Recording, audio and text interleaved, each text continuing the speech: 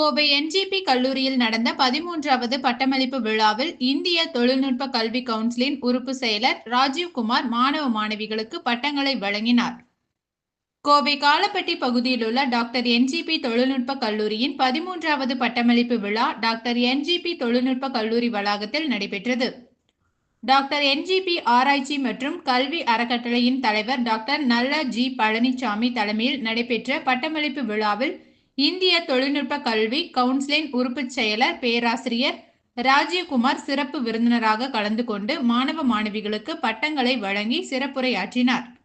நடப்பு கல்வியாண்டுக்கான ஆண்டறிக்கையை என்ஜிபி தொழில்நுட்ப கல்லூரியின் முதல்வர் டாக்டர் எஸ்.யு. பிரபா அவர்கள் சமர்ப்பித்தார்.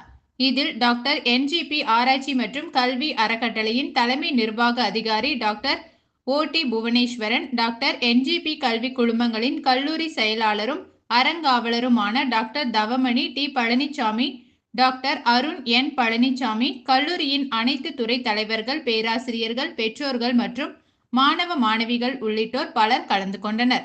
இந்த பட்டமளிப்பு விழாவில் வெவ்வேறு பாடப்பிரிவுகளில் இருந்து இளநிலை மற்றும் முதுநிலை பட்ட பாடப்பிரிவுகளில் பயின்ற 567க்கும் மேற்பட்ட மாணவ மாணவியர்கள் தங்களது பட்டங்களை பெற்றனர்.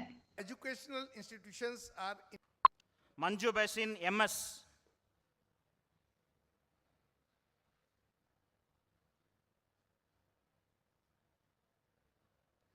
Meena Priya M,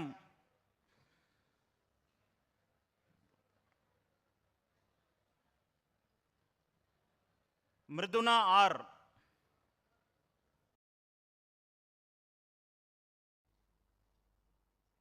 Administrative Officer, heads of the various departments, faculty, colleagues and beloved alumni. It is my proud privilege to welcome you all for this 13th Graduation Day celebrations. Dr. N.G.